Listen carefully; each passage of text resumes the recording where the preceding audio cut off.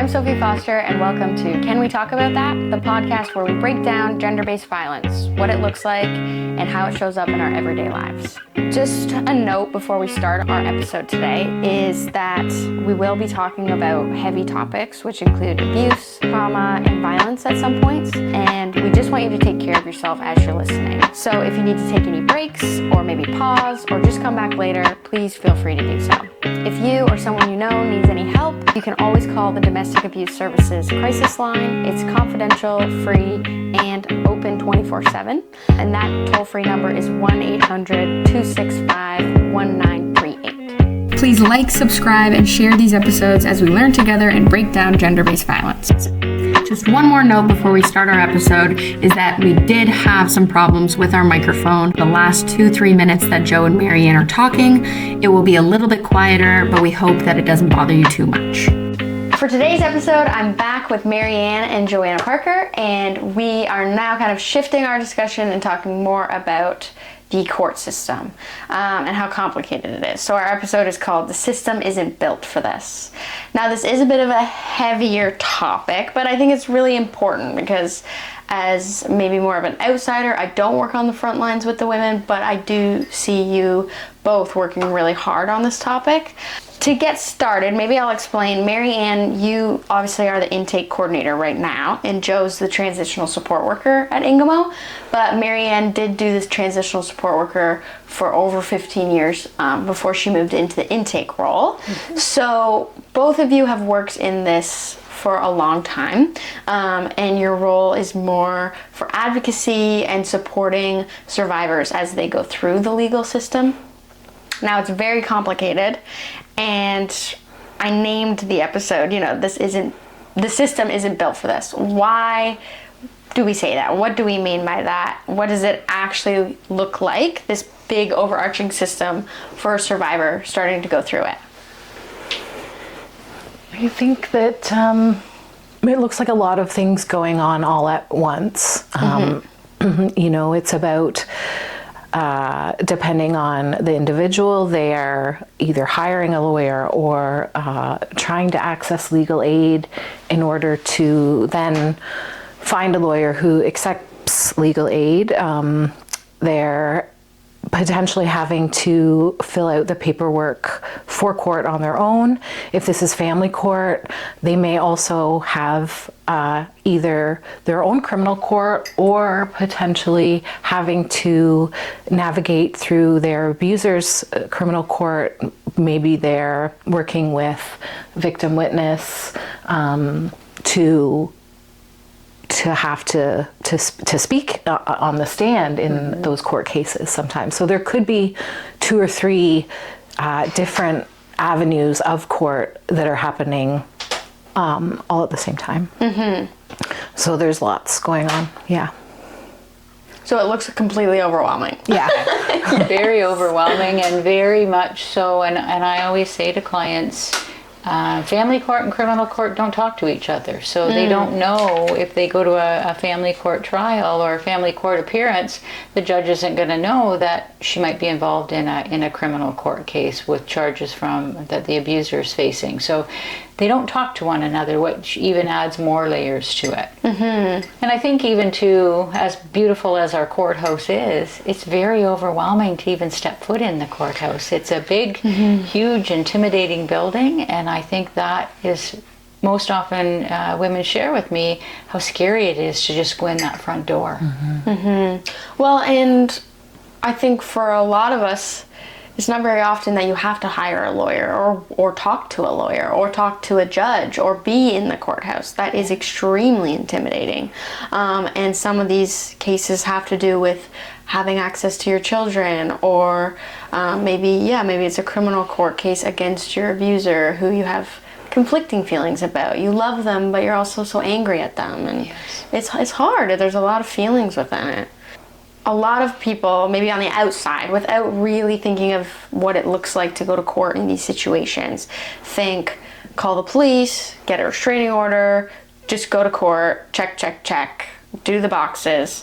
But it's not that simple. So what does it actually look like? What does the process look like for survivors?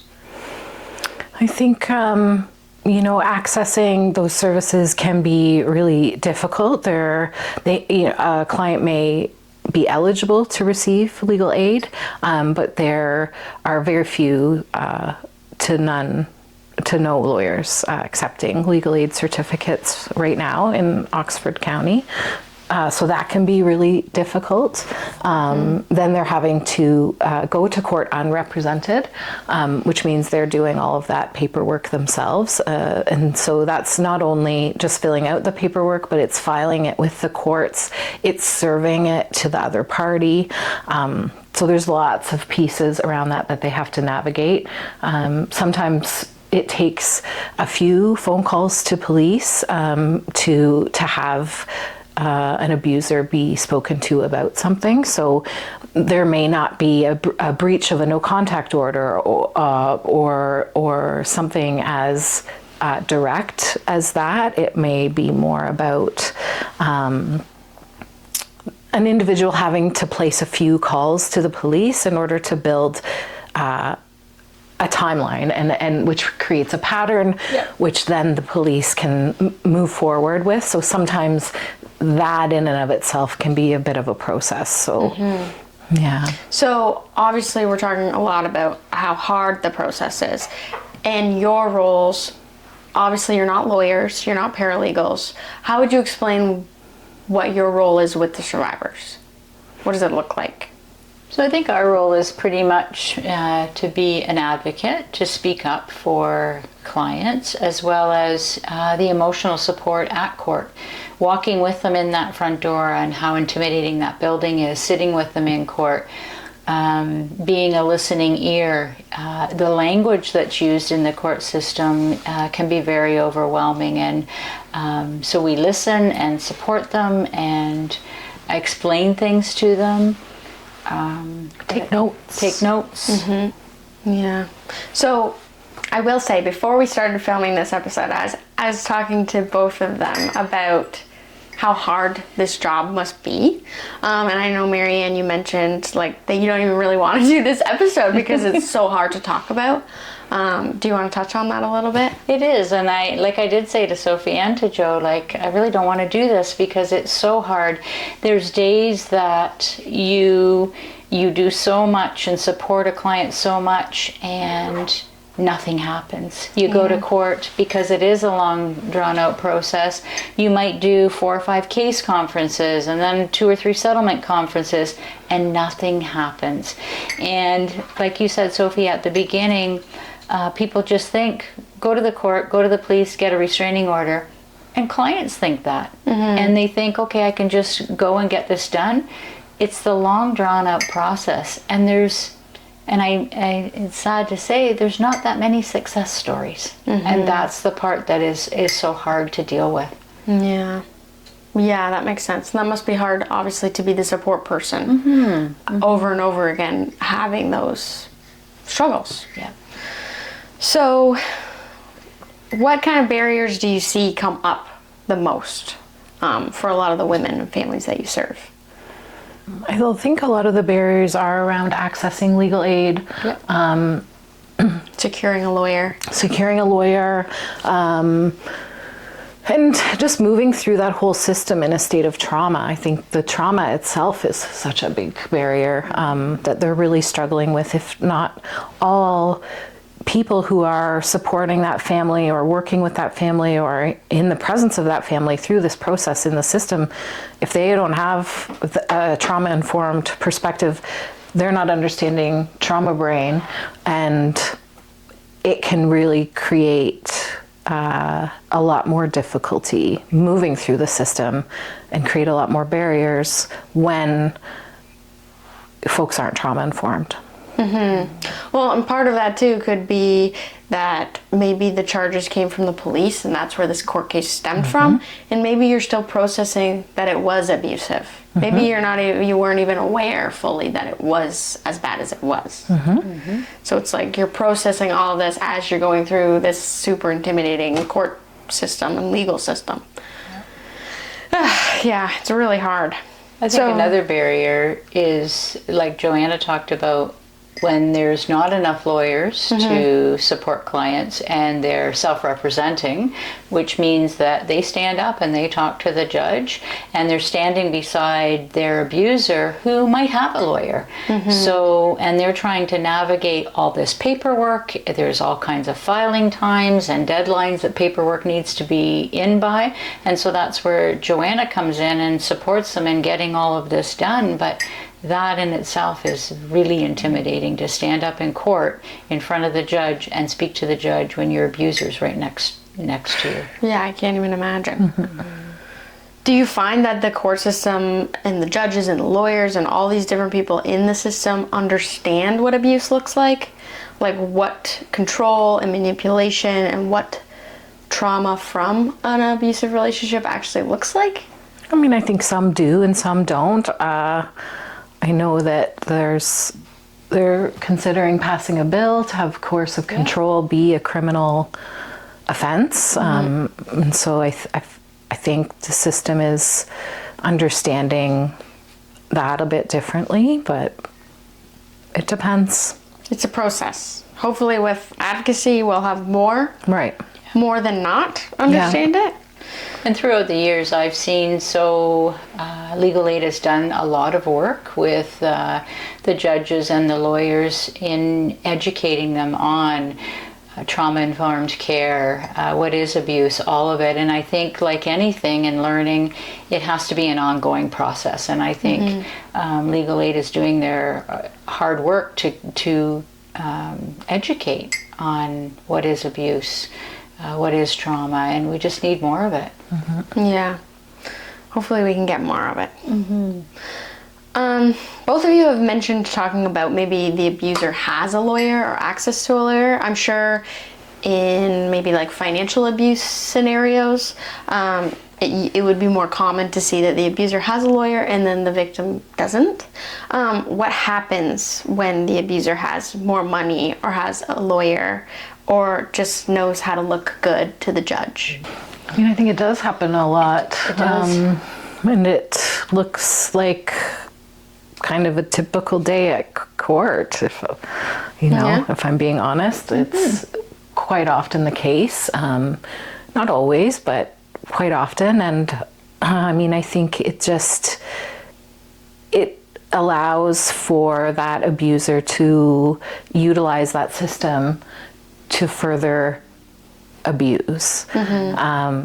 When they have the resources to navigate it differently, they can,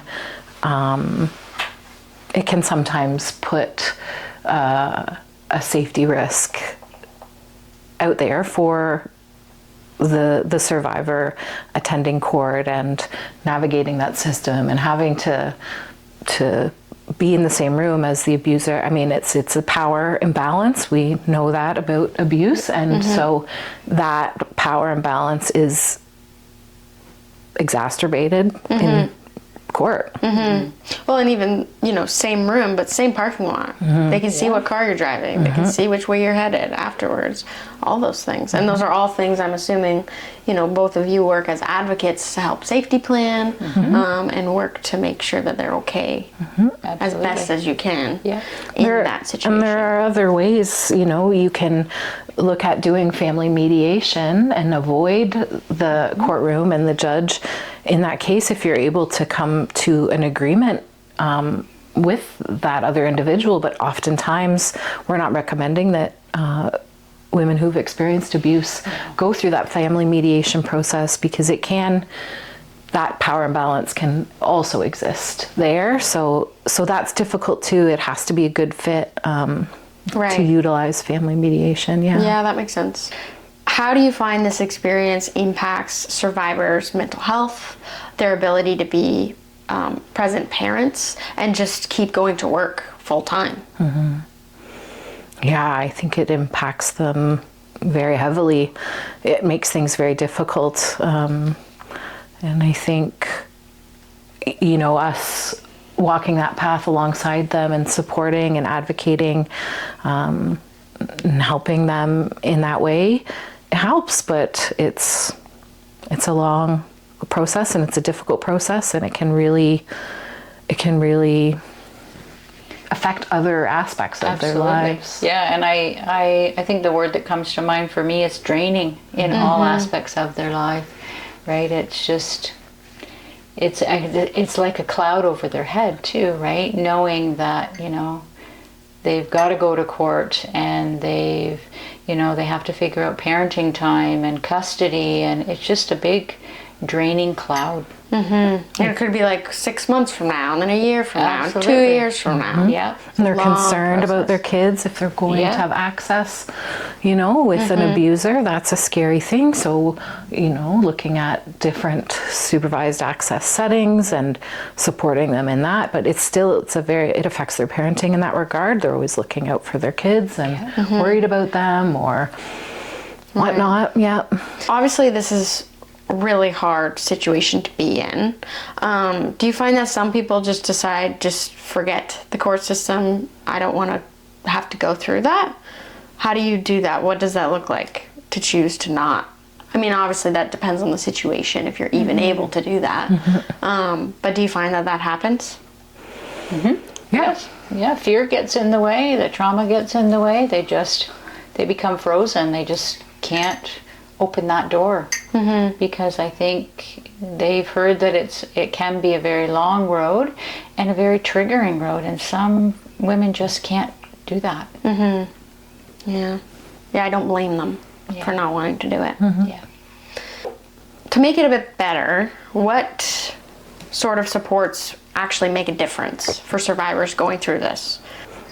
I think if ever, like we had spoke to before, if everyone was continuing with their learning around being trauma informed, continuing their learning around what gender-based violence is, I think these things would all make a difference. I think legal aid's doing a really good job, you know, as far as navigating all of that stuff, but we need the lawyers themselves to begin to take legal aid clients more often and more readily. That would make a huge difference in our community if we had some lawyers that would take those certificates. Yeah, that makes sense, because that would help with the power dynamic. That would take a little bit, not power away, but that would give more power. That would empower the survivor. Absolutely. What do you wish then that judges, lawyers, and the public really understood about the system and survivors going through this system? I think that it's difficult to navigate, that they need time and support and the space to be able to navigate in that trauma brain, I think, would be really important. What do you mean by trauma brain? What Just in the state of trauma, it's you forget things. You're not telling stories. If you ask to hear something from A to Z, they're going to jump all over because it's not linear. That story isn't linear as they're telling it. They're going to jump around, something like that, or just freezing, like Mary Anne mentioned, not being able to speak, not being able to come up with words, being intimidated in that space. So it's almost like a physical response. Yeah, it can be sometimes, for sure. It's very depressing work, and it's hard work. But is there anything that gives you hope while doing this work? For me, I think the women give me hope. Standing beside them as they go through this part of their journey, and the resilience that they have, the dedication to their families and themselves, that gives me hope. I would agree with Joanna, and the children. Moms are fighting for their little ones. And they don't have voices. Well, they do have voices, but not in the court system. It's mom's job to speak up for their kids. So if someone was going through the court process right now, and they felt alone, and they felt like a whole system's against them, what would you tell them? What do you think they need to hear? I would probably tell them that the support and the resources are out there. It's difficult to navigate, but there are places and things that are built to support survivors. There's Luke's Place is a huge, amazing space for women to access support and help through the legal system. Through Clio, there is something called Guided Pathways, and you can sign up for that, and as you enter the information into the Guided Pathways, it's building your court documents for you. So you're not having to worry about what to place where. You just put the information in, and it places it into the appropriate court document. So that's really helpful. So I would just say, be creative, find the resources, ask the questions, be brave in your search of support, and ask for what you need. Yeah. Yeah. And to take care of yourself. Self-care is so important through all of this journey, and just making sure that they're creating time and space to bring joy into their lives. Well, thank you so much. Thanks for coming on, even if it is a tough topic and one we don't really want to talk about. But I hope listeners and viewers liked our episode today and got something out of it as we tried to break down these systems and break down what it looks like in our everyday. Okay. Thanks so much to Mary Anne and Joanna Parker from Ingamo Homes for coming on our episode of Can We Talk About That, a podcast where we break down gender-based violence in our everyday lives. We really want to shout out to our funders of this project. It's the Ontario Trillium Fund. They gave us a seed grant to do more public education in our community. I'm Sophie Foster,